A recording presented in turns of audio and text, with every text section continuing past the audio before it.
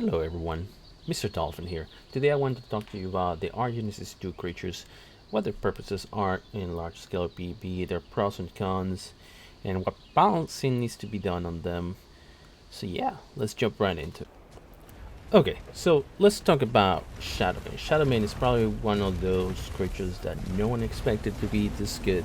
It's probably the best support creature in the game. And there was no much info about it until Genesis 2 released.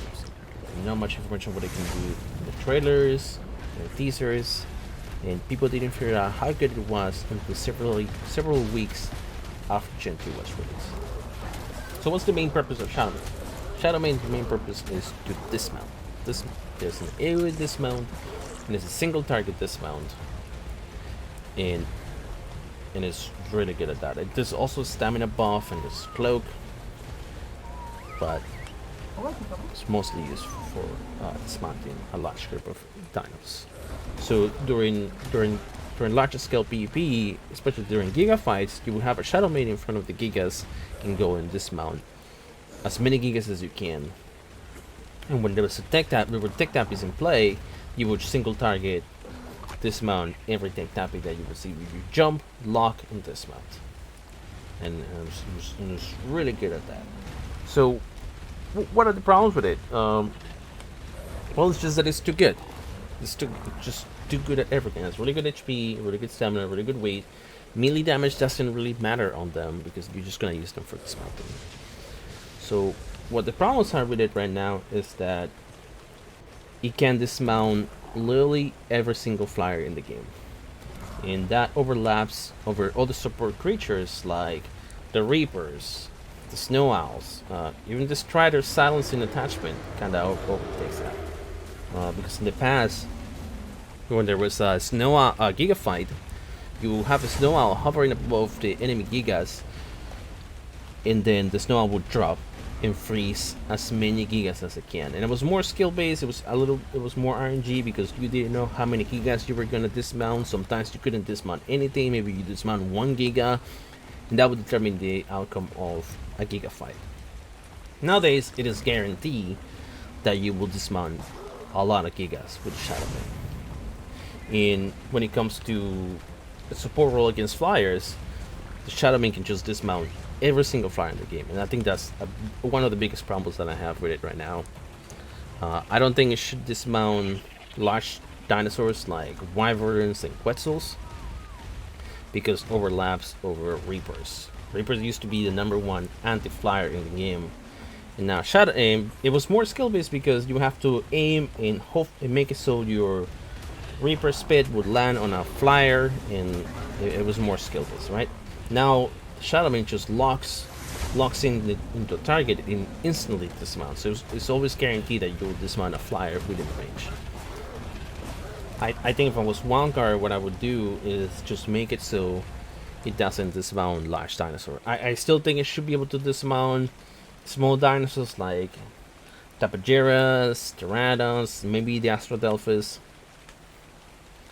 And when it comes to the AoE charge, I think a lot of people are suggesting that it shouldn't dismount Gigas, but I think if Wildcard does that, it would just make Shadowmane irrelevant. I don't think people will use Shadowmane at all anymore.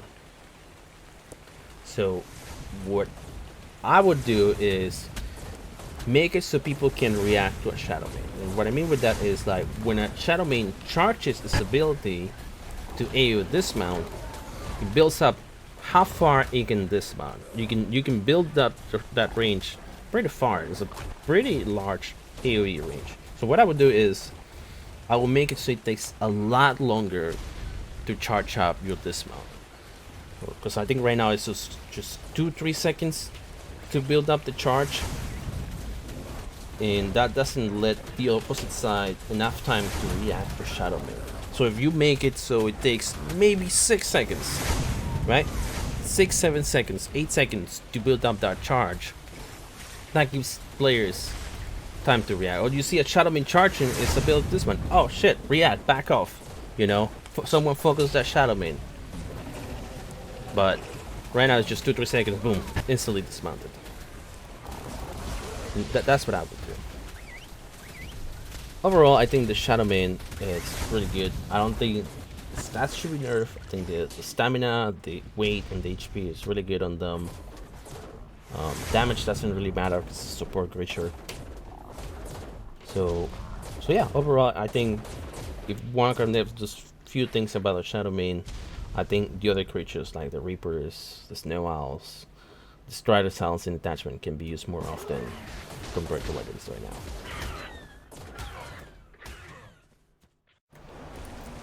Alright, so let's talk about the Astrodelphis. I think the Astrodelphis was one of those creatures that got nerfed too hard too quickly by Wildcard. In the past, it was very strong. It could destroy turrets. It could kill players and creatures very quickly. But the problem was that the community didn't realize how to counter them until several weeks after the nerf. People didn't have Shadowmanes. Any stream, any video that I saw, people were not using Shadowmanes against them. And nowadays you just use the Shadowmane to counter Astrodelphis. So there's no problem with that. So the Astrodelphis had that harasser role in the beginning. It was an anti-griefer. It was an anti-line creature because you had to bring another Astrodelphis to counter it in the beginning. Because, like I said, people were using Shadowmanes. So what is the problem with it right now? Well, the problem is that it's not really used on PvP because it doesn't do damage at all. It does very little damage. You have to build up the charge. You have to go out and kill wild dinos twice to build out your charge, and then you have 40 seconds of a full charge to go kill a player or go kill a dino. And sometimes you have to fly too far because of the spam to find a wild dino, and then come back and try to fight that dino or player, right? So maybe you have like 10-second, 15-second window to use this full damage, and I think that's just too much. That's why you don't see people use them for PvP.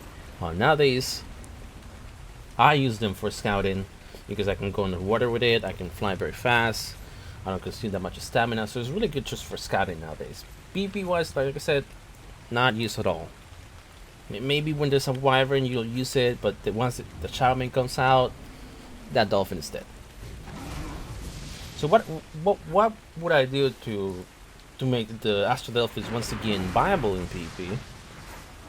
Well, what I would do is I will bring back the lock-on players. The able to lock-on players with the Astrodelphis was really good because now it will counter the griefers.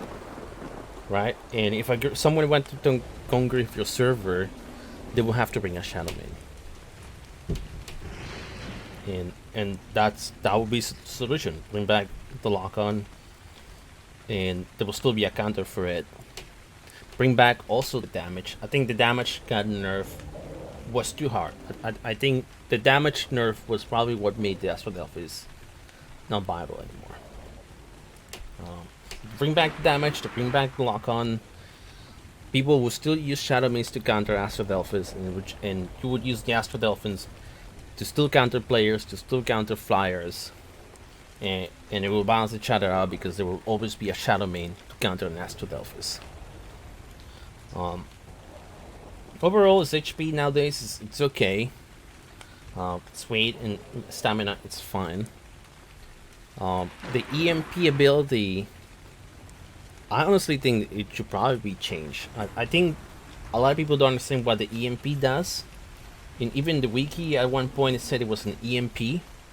And I honestly thought for many weeks that the EMP main purpose was to disable tech. And I think the wiki even said that it would disable tech at some point. I think that probably got corrected now. But the EMP, all it does is just destroy projectiles. When there's a tech tappy or when there's tech involved, when you use your EMP on the Astrodelphis, all it does is just destroy the projectiles when it is AoE range. What I would do is I would redesign it so it actually disables tech for a certain amount of time. Like you would use that. The way I would use it is I would go with my EMP on a group of tappies or group of tech rexes, use my EMP, disable tech for maybe 5-10 seconds. And that would make its main purpose as an anti-tech creature. And that'd be great because then people will see an Astrodelphis. It's like, you have to dismount an Astrodelphis because the Astrodelphis is going to disable tech. Right? And that will lead to fights to be a little bit more even, when especially against people who have more tech than you. If they have a large group of tech tappies and you have a smaller number of players, you bring your Astrodelphis, EMP, those tech tappies, and then people have to deal with Astrodelphis. Alright, so let's talk about the Noglin. The Noglin is one of the most interesting creatures in the game because of its ability to mind control. And also has forced a lot of the breeders in official service to lower the level of their breed lines so they can use with Noglins. And its main purposes is really just, like I said, mind control, but in larger scale PvP fights, sometimes you will use the Noglin to try to mind control a player, to get that player to either disable their force field, or if they're carrying a rocket inside a cave, to destroy their own turrets. It's really fun, and they have a lot of counters. You know, if you see a Noglin, all you need to do is just bite with a Giga, bite with a Dino. One of the players gets mind control, you just net them, and then remove the Noglin. So in larger scale PvP, they're honestly very well balanced, because, and also now that you have lower level breed lines that people are using, you can unclaim your tech rigs, you can unclaim your tech tappy, and then mind control your unclaim tech rigs or your unclaim tech tappy, and that way you can use tech saddle to destroy turrets, because there's no player on it. The turrets are just gonna focus that dino, and that gives you a lot of time to do a lot of damage until the cooldown of the mind control goes away. So that it's really good for that, and especially I think you can use them on inside caves. You can use the mind control of an attack tappy, and you can fly inside a cave. Still, people were used to be able to use the tank tappy underwater, but that got fixed. But its overall purpose in large scale PvP, it's really good.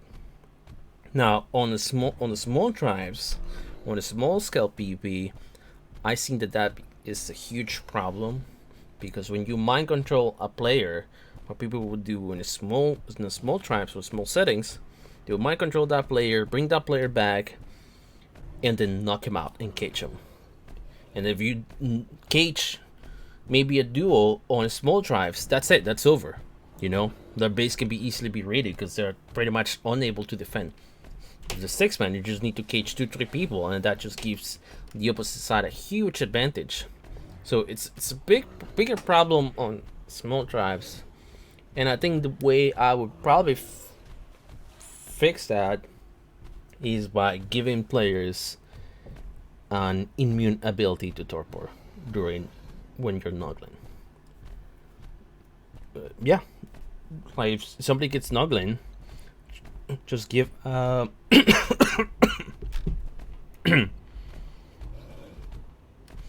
so yeah, so if somebody gets Noglin, what I would do if I was Walker, I would just give, like I said, an immune torpor ability. So when you get Noglin, you're unable to be knocked out. You cannot put handcuffs on a player, and that would allow people who get Noglin to not be caged, because I think that's the biggest problem with it. Also make it so they cannot be hit by bird traps or plant Y. That way they cannot be, like I said, anything that prevents the player that got Noglin to be caged, because otherwise they will not be able to defend. So it's one of the biggest problems that I see in the small tribes, and I hope that is fixed. Overall, I think the Noglin is really good.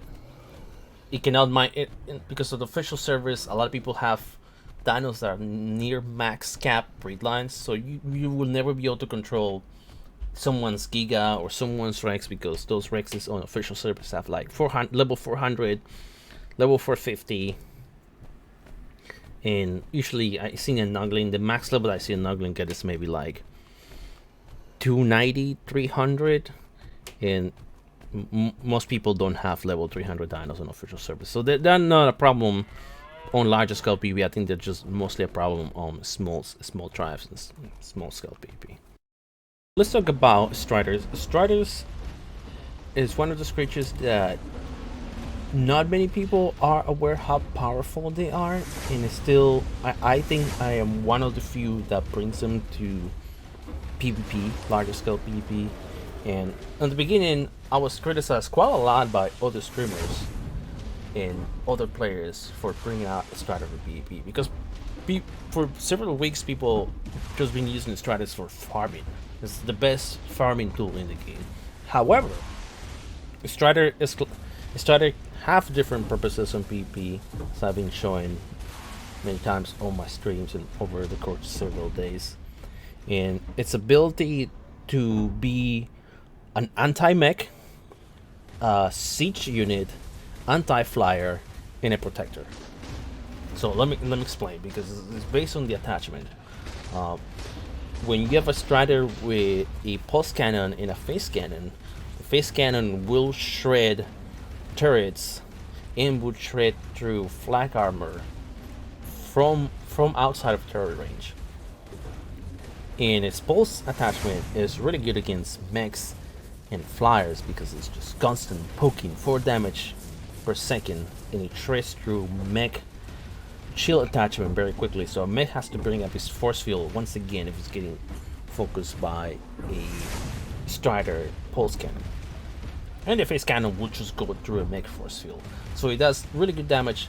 However, they have no armor protection. So Strider is extremely squishy.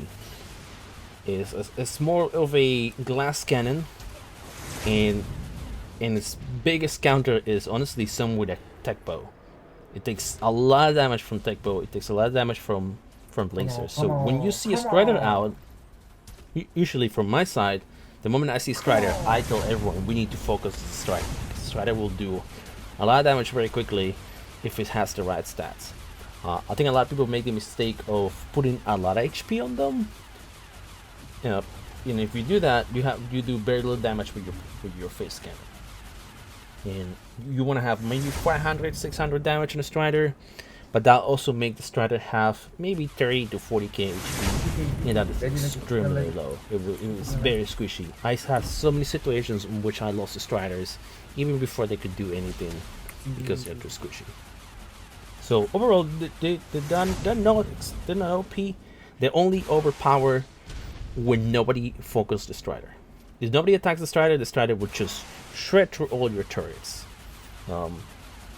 Unless somebody puts a turret on wild, and then the Strider will not do damage. The face cannon beam will get shot before it does anything. So it's in a really good place, especially against mechs, because of the pulse cannon and the face cannon. Now the other attachment is the silencer attachment, which is extremely good. I have so many situations I will bring a Strider in front of tank tappies and just immediately start using, or behind a razor line, and immediately start knocking out any flyer that gets within range of the Strider, because it can just silence, it can dismount flyers, large AoE, and it's safe behind turrets, especially if you have the force field, the front force field attachment on the Strider. So that is its main purpose when it comes to the silencer. It's a really good support behind razor lines. I usually just put them next to a UT so I can protect the UT from other flyers or from somebody focusing it with a tech bow or tech rifle, because I just put the shield in front of the UT and I can silence it at the same time. There's also the bubble force field attachment on Striders, and a lot of times I use that to protect another Strider. If one of my Striders is getting focused, is getting shredded, Striders are very slow, so it takes a long time to turn and run back. By the time you do that, your Strider will already be dead. I had a lot of situations in which I had Trimates just heal my Strider the moment it's in a fight, because it's immediately getting focused. If I didn't have my Trimates healing my Strider, I would have lost that Strider, even, like I said, even before you could do anything. But if I had nowadays that I bring a force field Strider, I just park my Strider right behind that other Strider, and he gets protected until the force field gets focused. So overall, Stryders are, I think, in a really good place. I think some people are arguing that it shouldn't, the phase cannon shouldn't destroy turrets, but my argument is that it does on ×1 outside of a cave. On ×1, it does only, I want to say, when you have 500 damage on Strider, it only does 1k damage against metal structures. It takes 2 shots, I think, to destroy a turret, but that's when players don't have turrets in a turret in wild, but they don't focus the Strider. Once again, if you leave the Strider alone, if you don't attack it, that Strider will do a lot of damage, and it's like the best true siege unit in the game. The only true siege unit in the game. Well, not a true. I mean, there's Basilisks and Tankrexes, but I think it's the best siege unit. And I like how powerful they are. I'm starting slowly seeing people use them, but because of how squishy they are, people I'm very cautious to bring them, because there's a 24-hour cooldown right now to upload in and re-download them, re-upload them. So it's like, if you bring a Strider out in PvP, it's gonna die if you don't pull it out. It will die, because you have to wait 24 hours to re-upload it, unless you're in a fob that lasts 24 hours. Overall, I just bring it for defenses. I don't think I would use it for offense. Try to silence them again. How difficult it is to find a high-level Strider with the right attachments. It just takes a while to find one of those with the right stats, right? So yeah, I think they're in a really good place. I really like them, and I hope they stay the way they are. Because if they nerf the phase cannon or the pulse cannon, bubbles down. I don't think you'll see Stryders being used. Alright, so let's talk about Voidwyrms. Voidwyrms are actually in a really good place. Their HP is good, the stamina is good, their function to dismount land dinos and flyers, it's pretty good. You can just come in and dismount a large group of Tech Tappies in a situation where you can use Shadowmane, like an RPP or near the water. Voidwyrm can just come in and start dismounting all those creatures. It's also used in some Giga fights as well. Just come in and dismount, just try and be very careful not to get dismounted by another Shadowmane, since Shadowmane also counters the Voidwyrms. Honestly, I think their best use is actually inside a cave, where you just teleport someone already mounted on a Voidwyrm with a teleporter. And a Voidwyrm inside a choke point is really overpowered, because no one can come into that choke point without getting dismounted. So it makes cave raiding extremely difficult. I think that's what some people are having a problem with, being able to use the Voidwyrm's dismount ability inside a cave. And that's the only thing that maybe I would change if I was wildcard. Make it so you cannot use the Voidwyrm's ability inside a cave. That way cave raiding is a little less chaotic when a Voidwyrm shows up. But other than that, I think the role is just fine. I think they'll be even better if wildcard prevents Shadowmanes from dismounting large flyers like the Voidwyrm. And I think you'll see Voidwyrms being used more often, especially in large Giga fights. I think they'll be really good. Well, that's pretty much it. I hope you enjoyed the video. I didn't touch on some of the Genesis 2 items, because I'm mostly focusing this video on dinos, but if I quickly can touch on what's meta and what's the best stuff to use in Genesis 2 for PvP, just mostly the tech bow. The tech bow is probably the most powerful tool right now for land PvP players, especially against the Stryders or Gigas or pretty much any dinosaur that doesn't have any dinosaur that's not a tank, like racers. The Charter pitch, I've seen some people slowly start to use it, and it's really good to disrupt a fight or stop a fight. But overall, it's just tech bow that's mostly being used, and I love it. It's a really good counter against the Stryders. It's a really good counter against Gigas, and sometimes mechs. Anyway, I hope you enjoyed this video, and I'll see you guys next time.